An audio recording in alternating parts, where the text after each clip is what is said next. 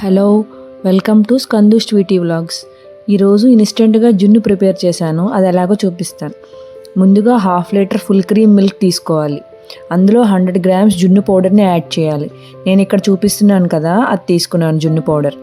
ఇప్పుడు జున్ను powder add చేశాక మిల్క్తో మిక్స్ అయ్యేలా ఎలాంటి లంప్స్ లేకుండా కలపాలి. బెల్లం పొడి ఒక 150 గ్రామ్స్ వరకు యాడ్ చేయాలి.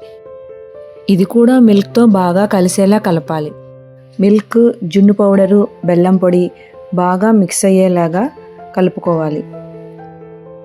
ఈ మూడింటిని మిక్స్ చేసుకున్న తర్వాత 1 స్పూన్ మిరియాల పొడి, యాలకుల పొడి యాడ్ చేయాలి. ఇప్పుడు ఒక పెద్ద గిన్నె తీసుకొని దానిలో వాటర్ 2 ఇంచెస్ వచ్చే వరకు పోయాలి. తర్వాత ముందే మనం మిక్స్ చేసి పెట్టుకున్న గిన్నెని వాటర్లో ఉంచాలి.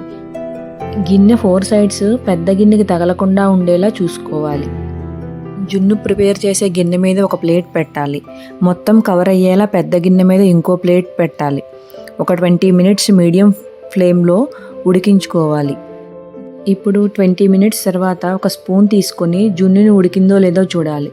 స్పూన్కి ఏమీ అంటుకోకుండా వస్తే మన జున్ను రెడీ అయినట్టే. అంతే, ఎంతో టేస్టీ అండ్ సింపుల్గా జున్ను రెడీ అయిపోతుంది. టేస్ట్ అయితే చాలా బాగా వచ్చింది. మీరు కూడా ట్రై చేయండి.